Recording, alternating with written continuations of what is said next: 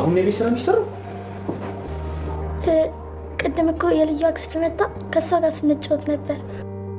አባቢ እንዴት ደስ እንደምትል ብታይ። እዚህ ቤት አብራን ብትኖር ደስ ይለኛል። ደስ ስላለሽ በጣም ደስ ብሎኛል የኔ ልጅ። ቆይ ግን እቺ የልዩ አክስት ማን ናት? ሰሞኑን ስሟ እዚህ ቤት በተደጋጋሚ እየተነሳ ነው። እዚህ አካባቢ ነው እንደምትኖረው? እኔ እንጃ።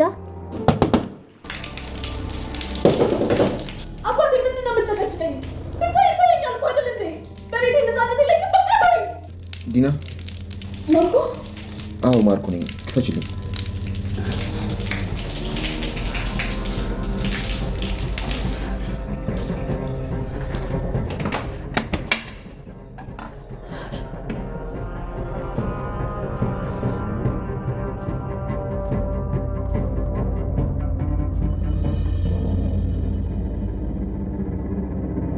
አልቅድ ማርኮ ተዋረድኩ። በቃ አብራም እንዳላረገዝኩ ሊያውቅ ነው። አይዞሽ፣ የሆነ መፍትሄ አላጣም። ምንም መፍትሄ የለም። ምንም ተመረመርኩ እኮ ተመረመርኩኝ። ሊያውም በዛች በተረከበች ዶክተር የተላከ ዶክተር ጋር የተመረመርኩት። ማርኮ አልቅድ ሲያይ ራሱ ገና እርጉዝ እንዳልሆንኩ እያወቀብኝ መሰለኝ። በመጥፎዬ ነው ሲያይ ነበረው።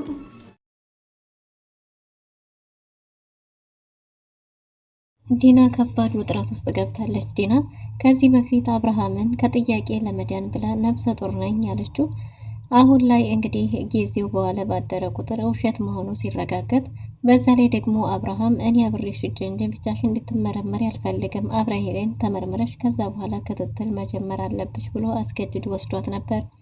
እናም እንግዲህ ሆስፒታል ከደረሰች በኋላ ምርመራ አላደርግም ብላ ከብዙ ማመንታት በኋላ በግድ ተመርምራ መጣለች። ግን ደግሞ ዲና የጀግንነቷ መላ መዘየዷ ቀርቶ እጅግ በጣም ተጨናንቃለች። ከባድ ውጥረት ውስጥ ገብታለች። የዲና እንዲህ መሆን ማርኮንንም አስደንግጦታል። አብርሃምም እንደዛው።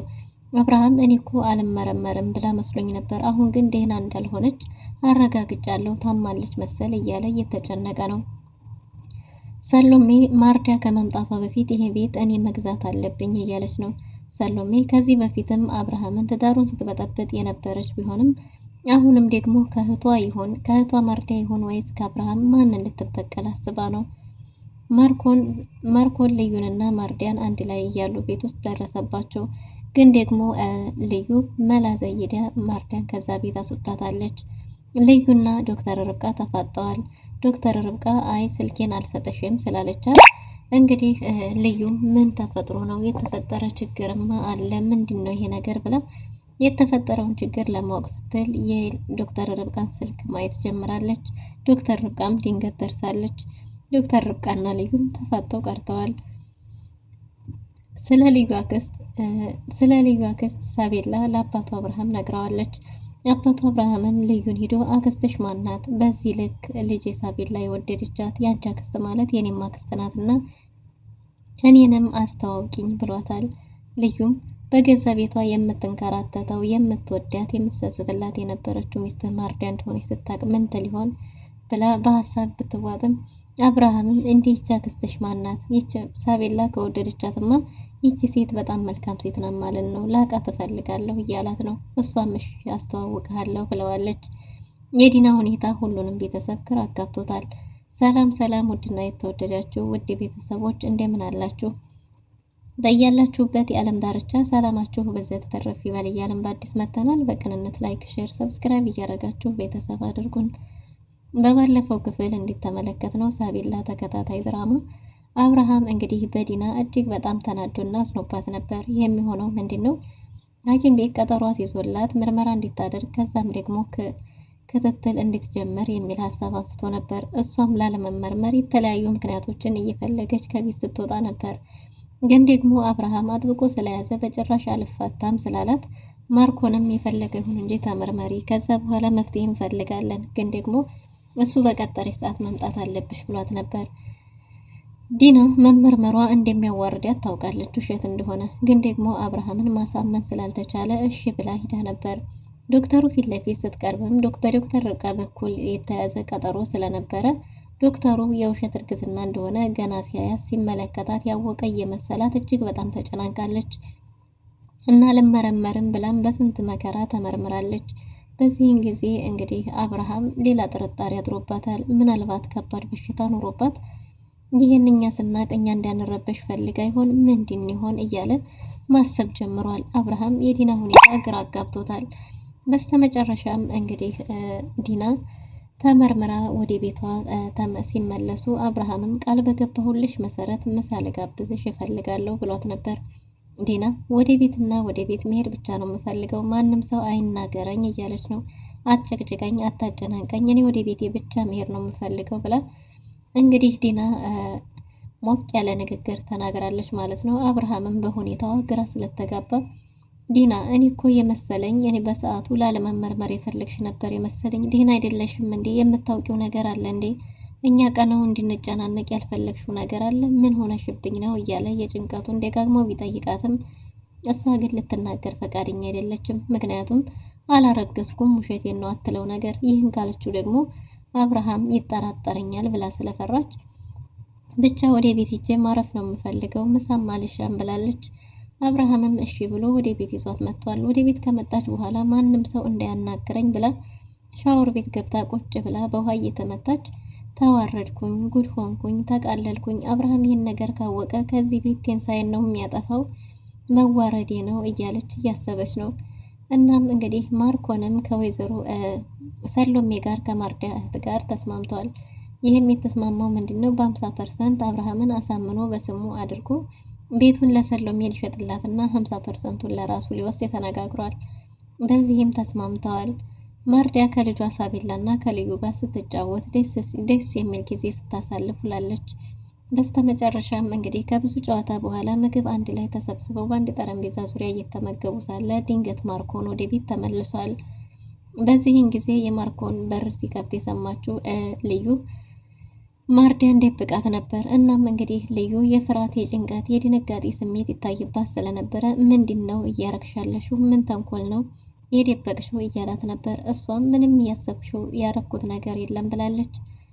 ማርኮንም የሆነ ያረግሽው ነገርማ መኖር አለበት፣ ያለ ምክንያት በዚህ ልክ ልትጨነቂያችም ተጨንቀሻል፣ ፈርተሻል እያላት ነበር። እሷም ምንም እንዳልፈራች ተናግራ እሽና ያለን ብሎ ቤቱን ዞር ዞር ብሎ ሊፈትሽ ሲል እንግዲህ ልዩ አንድ ሀሳብ መጥቶላታል። እናቴና እህቴ የት ነው ያሉት? እህቴን አገናኘኝ፣ ድምጿን ሰምቼው አላውቅም የሚል አዲስ ሀሳብ አምጥታለች። በዚህን ጊዜ እንግዲህ ማርኮን እንደዛ ስትለው ተናዶ ወደ ላይ በወጣበት ጊዜ ድንገት ማርዲያም ከቤት ወጣ ሄዳለች ማለት ነው። ከዛም በኋላ ተመልሶ ቤቱን ለማየት ቢፈልግም ማርዲያ ስለሄደች ልዩም ሸክሟ ቀለል ብሏታል። ማርዲያ ከቤቷ እንደ ሌባ ተባራ ስትወጣ እንግዲህ ከልጇ ጋር ያሳለፈችውን ጥሩ ጊዜ እያሰበች ወደ ቤቷ ስትመለስ ደግሞ እንደተለመደው አንስሯታል። ማርዲያ አሁን ላይ መሞትን ፈርታለች። እስከዛሬ ድረስ ሞትን ባትፈራውም አሁን ግን መኖር የጓጓች የከጀለች ትመስላለች። ለልጇ ስትል መኖርን ፈልጋለች። ከልጇ ጋርም ያሳለፈችውን ጊዜ እያስታወሰች ፈገግ እያለች ወደ ቤቷ ሄዳለች ማለት ነው። አብርሃም እንግዲህ የዲና ጉዳይ ስላሳሰበው ለማርኮን ስለ ዲና ሊነግረው እየመጣ ሳለ ማርኮን ደግሞ ስለ ሰሎሜ ጋር እያወራ ነበር። ደውላ መቼስ ተስማምተሃል አይደል ባለችው ጊዜ አዎ ተስማምቻለሁ ብላታል። እናም አብርሃም ጋር አወራችሁ አዞረለ ስትለው አብርሃም ችግር የለውም እኔ ያሳምነዋለሁ እያለ ሲል ድንገት አብርሃም ሁሉንም ሰምቷል ማለት ነው። እና አብርሃም ምንድነው የምታሳምነኝ? ስለምንድነው የምታሳምነኝ እያለው ነበር። ማርኮን ወዲያው ቢደናገጥም ግን ደግሞ የሆነ መላም ዘይዷል። አይ አይደለም እኮ ቤት ገዢ ለቤቱ ገዢ ተገይቶ ነው ብሎታል። እንደዛ ነው እንዴ? ታዲያ ይሄ ምን ማሳመን? ይሄማ ከሆነ ለኔ ጥሩ ነገር አድርገሃል ማለት ነው። ይሄን ታዲያ ደስታውን በዚህ መንገድ ልትነግረኝ አይገባም ነበር። ያ ቤት ማለት እኮ የሳቤል ላይ የህይወት ጉዳይ ነው እያለ ነው። በዚሁ አጋጣሚም ሰሎሜ እንግዲህ ለሳቤል ላይ ለሕክምና ወጪ እንደሚሆንም አውቃለች። ግን ደግሞ ሰሎሜ ማርዲያም ልትመጣ ስለምትችል ቶሎ አሳምነህ በቶሎ መጨረስ አለብኝ። ማርዲያም መምጣት የለባትም። ሌላው ቤተሰቤም ወንድሜም ሆነ እናቴ ስለዚህ ቤት ካወቁ ሁላቸውም እንዳይሸጥ ይከለክላሉ። ስለዚህ ቶሎ ብለን መጨረስ ይኖርብናል፣ አፋጥ ነው እያለችው ነው። እናም እንግዲህ ማርዳ በህይወት እንዳለች ሲጠይቃት አዎ የሆነ ገዳም እንዳለች ሰምቻለሁ፣ ከዛ የተለየ አላውቅም፣ ስለዚህ በህይወት እንዳለች አውቃለሁ፣ ምናልባትም ልትመጣ ትችላለች እያለችው ነው። ሰሎሜ ለእህቷ ዲንታ የሚሰጣት አይመስልም። ከአብርሃም ጋር የሆነ ቂም ያለባት ትመስላለች። አብርሃምን ለበቀል የምትፈልገው ትመስላለች። የሳቤላን መታመምና ለሳቤላ የሕክምና አገልግሎት እንደሚውል ስታውቅም አብርሃምን እሰራልሃለሁ እያለች እየፎከረች ነበር። ስለዚህ ጥሏ ከአብርሃም ጋር ነው ወይስ ከማርዳ ጋር? እናም ይሄንን እየሰማው አብርሃም እንግዲህ ማርኮን በሐሰት አሳምኖታል ማለት ነው።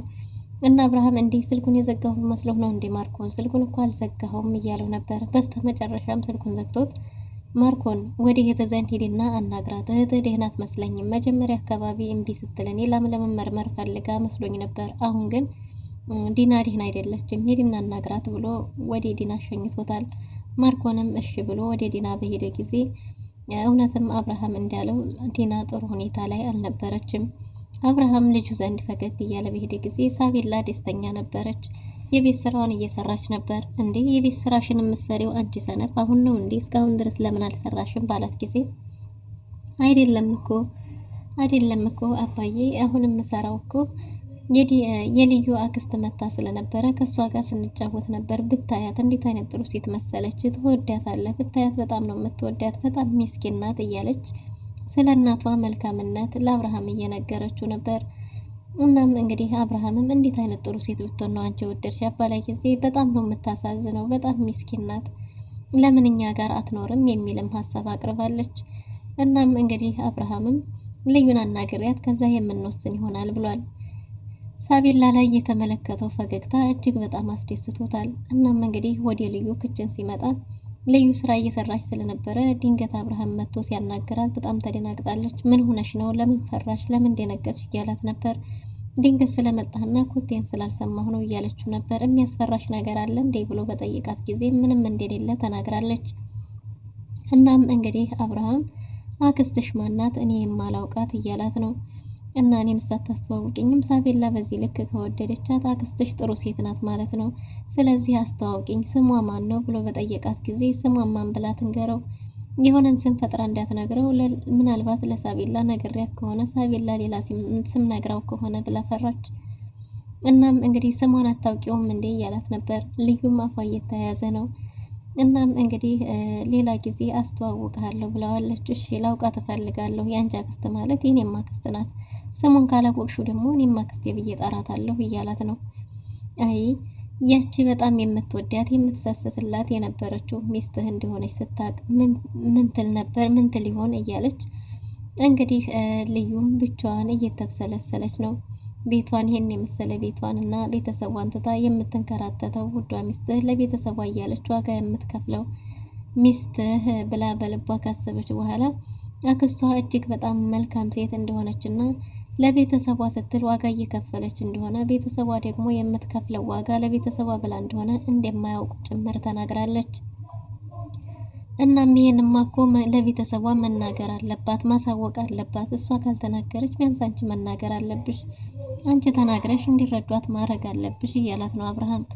እሷም እሺ ብላለች። በሌላ በኩል ዶክተር ርብቃ ከኤፊ ጋር ከባድ ጥል ውስጥ ገብተዋል ማለት ነው። ኤፊ እንግዲህ ብሯን በቁመር ስላስያዘው ብር ብላ በጠየቀች ጊዜ ከየትም ሊያመጣ አልቻለም። ባንክ ቤት ይዛው ሄዳ በላሁን አውጣ ብላ አፋጣዋለች። ባንክ ቤት በባዶ ሄዶ ተገትሮ ከቆየ በኋላ ሲስተም የለም፣ በዛ ላይ ደግሞ አካውንቴ አክቲቭ ስላልሆነ ማውጣት አልቻልኩም ብሎ ተመልሷል። እናም እንግዲህ እንዴት እንደዛ አላደረክም? አሁኑኑ አድርግ፣ ለዛሬ ግን እበደራለሁ ብላ ከጓደኛዋ ተበድራለች። ግን ደግሞ ኤፊ እንዳትበደር የተቻለውን ሁሉ ነገር አድርጓል። መበደር የለብሽም፣ የሰው ገንዘብ ጥሩ አይደለም እያላት ነው። እሷም አይ እኔማ ግዴታ መበደር ይኖርብኛል፣ አባቴን መዋሸት አልችልም፣ ላንተ ነው ብየዋል። እሺ ብየው ለዋሸው አልፈቅድም ብላ ከጓደኛዋ ጋር አንስታ ከፍላለች። ኤፊም እውነታው ከመታወቁ በፊት ብሎ ከቤቲ ጋር ተደራድሯል። ቤቲ ደግሞ አንድ መስፈርት አቅርባለታለች። ቤቲን አግኝቷት ብሩን እንዲሰጠው ቢጠይቃትም እሷ ግን ከባድ መስፈርት አቅርባበታለች። ቤቲ ሳመኝ ምን በለኝ ካለች በኋላ ግን ደግሞ ለብሩ ግዴታ አባቴን አስፈቅዴ ከአንተ ጋር ማደር አለብኝ የሚል ከባድ ጥያቄ ጠይቃለች። ኤፊ እምቢ ብላትም እንግዲያስ ብሩን አታገኝም ባለችው ጊዜ ግዴታ ርብቃ እንግዲህ ከሰው የተበደረችው እሷ አውጥቶ ይሰጠኛል ብላ አስባ እንደሆነ ሲያቅ ደግሞ ይህንን ካላደረግኩ ደግሞ ለመጨረሻ ጊዜ አጣታለሁ ብሎ ስላሰበ በሀሳቧ ተስማምቷል። እናም እንግዲህ ለአባቷም ደውሎ ከሱ ጋር እንደሆነች ጠይቆ አስፈቅዷል ማለት ነው። እናም እንግዲህ ርብቃን እንዲያትበደሪ ቤቴ ከሰጠችኝ መበደር የለባትም ብሎ በደወለላት ጊዜ ቅድሚያ እንዴት ተበደረችና ለአባቷም ትራንስፈር እንዳደረገችለት ተናግራለች። በዚህን ጊዜ እንግዲህ ኤፊ እሺ በቃ እንደዛ ከሆነ ብሏል። ዶክተር ርብቃም ቀን ላይ ባደረገችው በጣም ገለማምጣውና መነጫጭቀው ስለነበረ ትክክል አይደለም፣ እኔ ምናልባት ዛሬ ችሎኝ ነው እንጂ ልክ አልነበርኩም፣ በዚህ መልኩ ላናገረው አይገባም፣ ይቅርታ መጠየቅ አለብኝ ኤፊን እያለች ነው። በሌላ በኩል ኤፊና ቤቲ እንግዲህ አንድ ላይ ለመሆን አልጋ ይዘዋል። እዛም እንግዲህ አብረው ሊያድሩ ተስማምተዋል። አድረው ካደሩ በኋላ ብሩን ልትሰጠው ማለት ነው። ዶክተር ርብቃም እንግዲህ ፍቅረኛዋን ይቅርታ ለመጠየቅ ስልክ ልደውል በሄደች ጊዜ ልዩ በተደጋጋሚ ስትጠይቃት ርብቃ አንዴ ቻርጅ ጨርሷል፣ አንዴ እንዲህ ብሏል እያለች ስታስቸግራት አይ ይሄ ነገርማ እንግዲህ የሆነ የተፈጠረ ነገር መኖር አለበት እንጂ ያለ ምክንያት እንደዚህ እያለች አትለኝም። ዶክተር ርብቃ የሆነችው ነገር አለ ማለት ነው፣ ባህሪዋ ተቀያይሯል ብላ ስልኳን እሷ በሌለችበት ልታይ በሄደች ጊዜ ድንገት እንግዲህ ርብቃም ለኤፊ ልደውል ፊት ለፊት ተገናኝተዋል። ርብቃና ልዩ ተፋጠዋል። ልዩስ ፋይሉ እንደጠፋ ስታውቅ ምን ልትል ትችል ይሆን? ርብቃስ ደግሞ ምን ምክንያት ልትሰጣት ይሆን? ውድና የተወደዳችሁ ለዛሬ የነበረን ቆይታ ይህን ይመስል ነበር። በቀጣይ እስከምንገናኝ መልካም ጊዜ